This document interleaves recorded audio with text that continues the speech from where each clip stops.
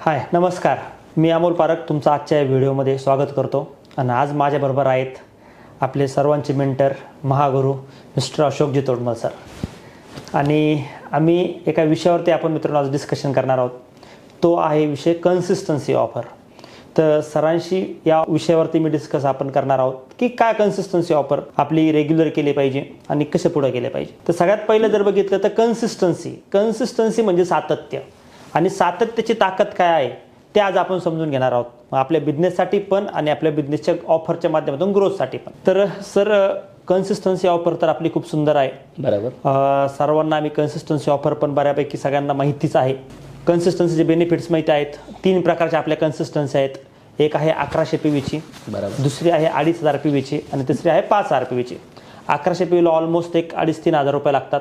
2500 PVला almost 5,000 रुपये आणि 5000 PVला 10,000 रुपये. बरोबर. तर ह्या कन्सिस्टन्सी रेग्युलर जर केल्या तर जो इन्कमची ग्रोथ आहे, जर प्रॉफिट जर बघितलं तर नॉर्मली डिस्काउंट मिळतात, वेगवेगळ्या प्रकारचे आपले फ्री प्रोडक्ट्स मिळतात आणि ऑलमोस्ट 60% डिस्काउंट इथनं सगळीकडनं आपल्याला. म्हणजे पहिल्या महिन्यात जर आपण 1100 PVची खरेदी केली, असं पहिला, दुसरा, तिसरा, चौथा, तर 5व्या महिन्यात आपल्याला काय करावं लागतं? 5व्या महिन्यात आपल्याला फ्री म्हणजे फ्री प्रोडक्ट फ्री मिळतात 2200ची. येस. आणि असंच 5,000 4 महिने गेले तर 5व्या महिन्यात आपल्याला परत पैसे प्रोडक्ट फ्री तेवढेच. आणि जर काही जी फॅमिली मोठी आहे, जे थोडे काही वापरतील, काही विकतील, असे 10,000 4 महिन्याची परचेस केले तर डायरेक्ट 10,000चे प्रोडक्ट फ्री. Okay, great. तर ही जी ऑफर आहे सर, हे 4 महिन्याच्या खरेदीवरती 5व्या महिन्याची खरेदी फ्री. म्हणजे 4 महिने जर लगातार सलग खरेदी केली, आपण सनेची बंद पहिल्या महिन्यात जातो, प्रोडक्ट घेतोय, पैसे येतोय, प्रोडक्ट घेतोय, दुसऱ्या महिन्यात जातो, पैसे येतो, प्रोडक्ट घेतोय, तिसऱ्या महिन्यात जातो, पैसे येतो, प्रोडक्ट घेतो, चौथ्या महिन्यात जातो, पैसे येतो, प्रोडक्ट घेतो आणि 5व्या महिन्यात जातो, पैसे देत नाही, प्रोडक्ट घेऊन येतो. ओके. म्हणजे एवढी सुंदर ऑफर आहे. तर ही ऑफर केली पाहिजे प्रत्येकाने. याच्यात प्रोडक्ट पण स्वस्त पडत असेल सर? Yes sir. जवळजवळ जर बघितलं तर ऑलमोस्ट प्रोडक्टची कॉस्ट ही 50 ते 60% डिस्काउंट मिळतं. म्हणजे जे प्रोडक्ट 100चं आहे ते प्रोडक्ट आपल्याला जवळपास 40 ते 50 रुपयालाच पडणार. हो नक्की. म्हणजे याची MRP. बरोबर. म्हणजे जे प्रोडक्ट 1000चं आहे ते प्रोडक्ट आपल्याला 400 ते 500 रुपयाला. ओके. मग जे घरचे कधी कधी लोक बांधतात, प्रोडक्ट मागे, हे मागे, तर हे कन्सिस्टन्सी न केल्यामुळेच वाटत असतं का बापाला? हो 100%. ते करत नाहीत आणि म्हणून त्यांना माहीत नाही आणि ते घरच्याला पण समजवता येत नाही. समजतच येत नाही, कळतच नाही की आपल्याला हे प्रोडक्ट्स, म्हणजे आपल्या घरचे साबण आहे त्याची MRP जर 35-40 रुपये येतं, त्याच्यातले 50-60% कमी केले तर मला वाटतं ते साबण 17-18-20 रुपयालाच पडत असेल. हो बरोबर. एक छोटंसं उदाहरण जर टूथपेस्टचं घेतलं तर त्याच्यात जर 50-60% कमी केले, किंवा आपलं जे मोठं आकायचं प्रोडक्ट आहे, किंवा प्रोटीन आहे, किंवा मुलासाठी प्रोडक्ट, किंवा जे डेली आपले कॅप्सूल शुगर लागते, सगळ्याकडे सेव्हिंग होऊ शकते. बरोबर. ग्रेट. तर तरी पण सर आता एवढं करून पण बऱ्याच वेळेला लोक अटकतात की कन्सिस्टन्सी करत नाहीत. तर काय असं कारण असेल की कन्सिस्टन्सीमध्ये लोक अटकतात? तर सगळ्यात महत्त्वाची गोष्ट, कन्सिस्टन्सी मी का करतो सर? कारण की मला पहिली गोष्ट, मला क्वालिटी प्रोडक्ट पाहिजेत. बरोबर. त्यानंतर मला माझ्या प्रोडक्टमधले 50-60% जे आपण मॅन्युफॅक्चर टू कस्टमर दाखवतो ते 60% मला वाचले पाहिजेत. सेव्हिंग झालं पाहिजे. बरोबर. म्हणजे मी माझं दुकान आहे तर मी प्रोडक्ट वापरणार. बरोबर. माझ्या कंपनीचे जे प्रोडक्ट आहेत त्याच्याशिवाय मी दुसरे कुठलेच प्रोडक्ट माझ्या घरात आणणार नाही. बरोबर. त्यानंतर दुसरा पार्ट, मी इथं आलो आहे कशासाठी? मनी फ्रीडम, टाईम फ्रीडम आणि सिक्युरिटीसाठी आलो आहे. बरोबर. मला लॉंग लास्टिंग इन्कम पाहिजे. बरोबर. आणि नेटवर्क मार्केटिंग, डायरेक्ट सेलिंगचा बिझनेस डुप्लिकेशनचा आहे. जे मी करणार तेच माझे खाली लोक करतील. मग मी शिकलो की कन्सिस्टन्सी का केली पाहिजे. त्यानंतर मी डू म्हणजे मी करायला लागलो की मला कन्सिस्टन्सी का करायची. तर पहिलं मला इन्स्टंट बेनिफिट भेटायला लागली, फ्री प्रोडक्ट भेटायला लागले, इन्स्टंट ऑफर भेटायला लागल्या, डिस्काउंटमध्ये प्रोडक्ट भेटायला लागले आणि प्रोडक्ट महाग वाटण्याचा विषयच मिटला. कारण की आई वडील, घरात मोठी फॅमिली, तर म्हणलं आयुष्यावर प्रोडक्ट वापरायचे तर कन्सिस्टन्सीमध्ये जाऊ. आणि त्यानंतर मी खाली लोक कोणीचं डुप्लिकेशन टीच करून घेतलं. का? जर मी आज 5,000चा माल खरेदी महिन्याला करतोय, तर मी मागच्या जवळपास जर बघितलं तर सने स्टार्ट झाल्यापासून माझ्या ID वरती जर बघितलं तर मला वाटतं ओव्हरऑल 7-8 लाखाचं बिलिंग झालं. बापरे. मी विचार करा, कशासाठी? मला वापरण्यासाठी आणि लोकाला विकण्यासाठी. कारण की माझा धंदा आहे ना, माझे फिक्स कस्टमर आहे सर. बरं. त्यांना पण प्रोडक्ट द्यायचे ना. सगळे श्रीमंत लोक आपला बिझनेस करणार का? नाही करणार. मग अशा लोकांना मी प्रोडक्ट देऊ माझे कस्टमर बनवायलोय. बरोबर. त्यानंतर मेन मुद्दा, मी कन्सिस्टन्सी करतोय ना सर, मला पाहिजे पैसा, मला पाहिजे पॅसिव्ह इन्कम, बरोबर, मला पाहिजे सिक्युरिटी, बरोबर, मला पाहिजे स्पीड, मला लाईफमध्ये असं इन्कम कमवायचं की झोपलो तरी पैसे आले पाहिजे. मग हे कसं पॉसिबल आहे? कन्सिस्टन्सीमध्ये फक्त फी, प्रोडक्ट, डिस्काउंट हे तर फक्त सर जे आत्तापर्यंत बोललो आहे ना, हे फक्त किती टोटल माहिती आहे का सर? 5%. 95% कन्सिस्टन्सी मी करतो पैसे कमवण्यासाठी. तर तुम्ही म्हणणार का करताय सर? जर एक्झाम्पल घेऊ, 5,000च्या प्रोडक्टचं घेऊया आपण. जर 5,000 माझ्या 10 लोकांनी कन्सिस्टन्सी केलं तर माझा टर्नओव्हर किती झाला? 50,000. 50,000चा ॲव्हरेज आपण 10% रुपीजवर म्हणतो. 5,000 रुपये कमिशन इन्कम. 5,000 रुपये.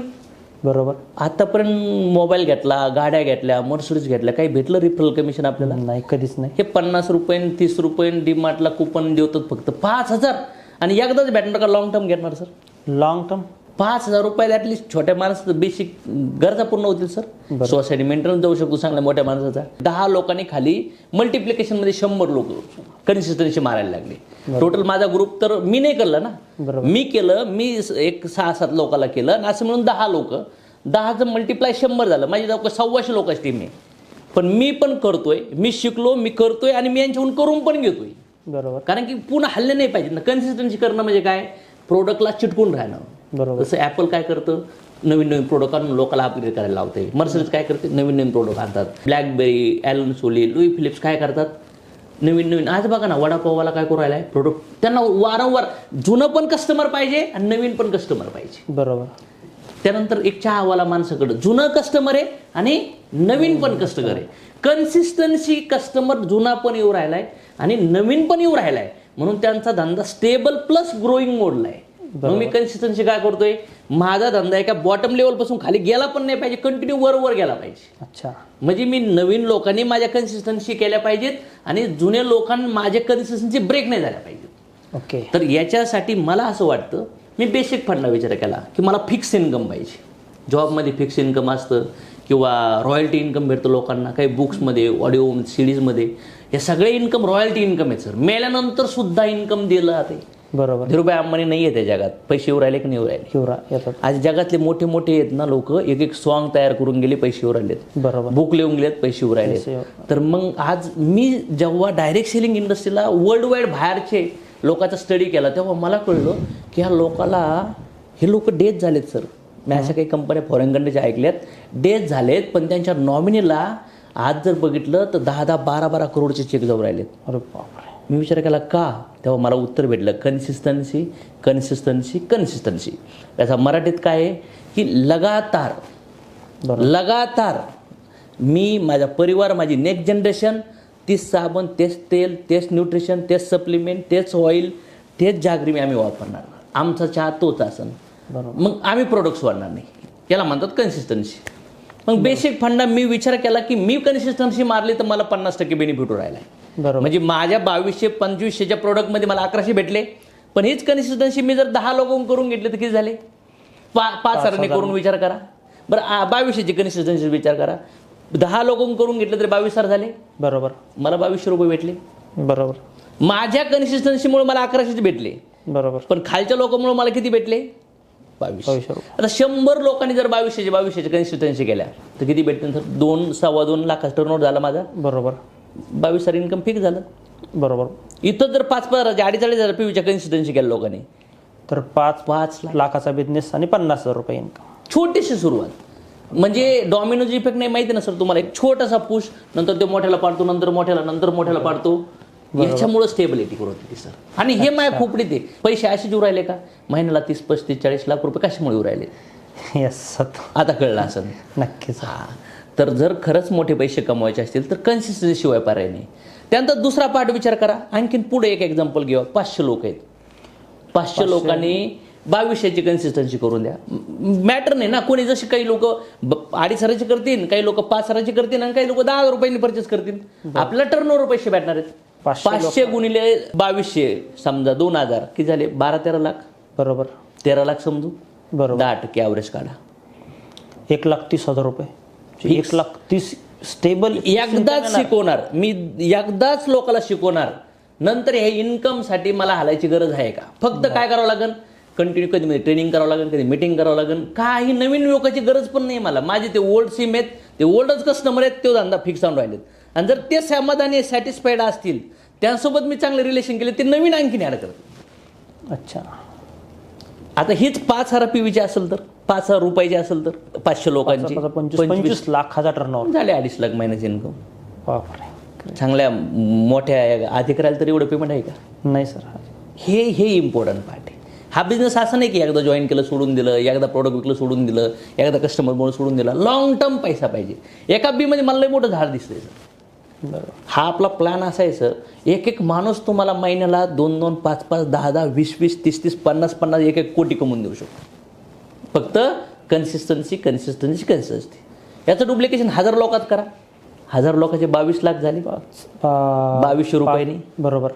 1100 PV जरी झाले तर 2-2.5 लाख. फक्त जास्त लोक कमी इन्कम भेटतं. तुम्ही जेव्हा छोट्या अमाऊंटनी सुरुवात करतात किंवा कन्सिस्टन्सी राहतात, तर इथंच 5,000 जर 1,000चं कॅल्क्युलेशन केलं तर 50 लाख. किती रुपये इन्कम? 5 लाख. 95% कारण आहे कन्सिस्टन्सी मॅचमुळे करतो. फ्री प्रोडक्ट भेटावं, मीच कवर शॉपिंग करणार सर, पैसे आले पाहिजेत ना. म्हणजे कन्सिस्टन्सी करायची, नाकी फक्त फ्री प्रोडक्टसाठी, कन्सिस्टन्सी करायची मोठ्या फ्युचरसाठी. आता बघा ना, जर मी म्हणतोय की 50 लाखात 5 लाख भेटले, आज माझं हायेस्ट इन्कम आहे सर 33,66,000. तर इमॅजिन करा 33 लाख रुपये, तर म्हणजे किती लोक कोर्शिस्टरची ऑर्डर मारू राहिलेत. भयंकर, खूप मोठे. जनरली सर 1,000 लोकांचा विचार करा, इमॅजिन करा 10 लाख. बरोबर. 2,000 लोकांचा विचार करा, लई लोक लागत नाहीये. आणि एवढे लोक कोणाला पाहिजेत? म्हणून मला असं वाटतं सर, महिन्याच्या सुरुवातीला जी 3 तारीख आहे ना, प्रोडक्ट असू नाही तर नसू, मला प्रोडक्ट मारायचेत. का? मला प्रोडक्ट संपलेत म्हणून नाही, मी गिफ्ट देईन लोकांना, वाटीन. पण साला मी केल्यानंतर तो एक छोटासा पुश खाली 10 लोकांना पुश करू शकतो. मी माझी ऑर्डर मारून प्रमोट करणार. बरोबर. माझे 10 लोक तेच ऑर्डर मारून प्रमोट करणार. ते 10चं फॉलो करून खालचे 100 ऑर्डर मारतील. ते 100ला फॉलो करून 1000 लोक ऑर्डर मारतील. याला तर म्हणतात ना, छोटीशी सुरुवात कन्सिस्टन्सीमध्ये केलं तर तुम्ही मोठ्या लेवलला जाऊ शकतात. बरोबर. तर कन्सिस्टन्सी शिवाय आपला बिझनेसच नाही आहे सर. बरोबर. कन्सिस्टन्सी जर तुम्ही ह्या बिझनेसमध्ये महिन्याला कन्सिस्टन्सी मारताय, तर वर्षाला किती प्रोडक्ट, समजा ॲव्हरेजली 3,000 रुपयाचे प्रोडक्ट महिन्याला खरेदी केले तर किती रुपये लागले सर वर्षाला? 36,000. बरोबर. 36,000 रुपये तुम्ही 12 महिने कन्सिस्टन्सी करत सिरियसली जरी बिझनेस केला तर वर्षाचं इन्कम इथं पेआउट निघण्यासाठी काय झटक्यात लोक महिन्यात पेआउट करून राहिले. बरोबर. आणि जर मी सणाचे प्रोडक्ट वापरत नाही आहे तर याचा अर्थ मी त्याच्यावर विश्वास नाही ठेवू राहिलो, नॉलेज घेऊन राहिलो, अंडरस्टँड नाही करू राहिलो, फ्युचर बघून राहिलो, तर सणाची फार मोठी ग्रोथ आहे सर, फार मोठी इंडस्ट्री आहे. त्या इंडस्ट्रीमध्ये टॉपला जायचं असेल तर सगळ्यात महत्त्वाचं कंपनीवर विश्वास ठेवा. आपण प्रोडक्ट युजर बनावं, प्रोडक्ट शेअर केले पाहिजेत, 10 कोर्स स्टेप ESISला फॉलो करणं गरजेचं आहे. आणि प्रत्येक 3 तारखेला ऑर्डर मारणं गरजेचं आहे. सुरुवातीचा जो पहिला कट ऑफ आहे आपला 8 तारखेचा, त्याच्यात जे आपल्या डायरेक्ट सेल बोनसचा कट ऑफ आहे, त्याच्यात लकी ड्रॉ लागतात, त्याच्यात इन्व्हॉल्व होतो बाबा आपण. मी तो विचार करतो मला लकी ड्रॉ लागला पाहिजे, केलं पाहिजे ना, का आपण नाही डोके लावले पाहिजेत. चलो नो प्रॉब्लेम, लेंगे. सगळ्या लोकांना मोटिवेट केलं पाहिजे. मग जर मला माझ्या टीममध्ये जर जास्त कन्सिस्टन्सी करायची असतील तर मग मी माझी कन्सिस्टन्सी सुरुवातीच्या पहिल्या 3 तारखेपर्यंत केली तर 2 तारखेला जो ऑर्डर मारून प्रमोशन करावं. ग्रेट. कारण की लीडर मी जे बोलतोय ना ते लोक करतात सर. बरं. लोकांना वाटतं की आम्हाला यश भेटलं पाहिजे. अरे तुमचं ॲक्शन बोलले पाहिजे. बरोबर. मी बोललोय केलं 1-2 वेळ नाही, मला पुढं पुश व्हायचं, मग माझी टीम पुश होती. आणि याला डुप्लिकेशन म्हणतात. बरोबर. तर मला विश्वास आहे की आजच्या डिस्कशनमधून तुम्हाला कन्सिस्टन्सी का करायला पाहिजे सगळं क्लिअर झालं असेल. येस. कन्सिस्टन्सी की आहे आपल्या बिझनेससाठी. तर मुवमेंट करायची असेल, फास्ट इन्कम कमवायचं असेल तर कन्सिस्टन्सीला आपण इथं पुढं सिरियस घेऊया. चलो, थँक्यू व्हेरी मच. थँक्यू.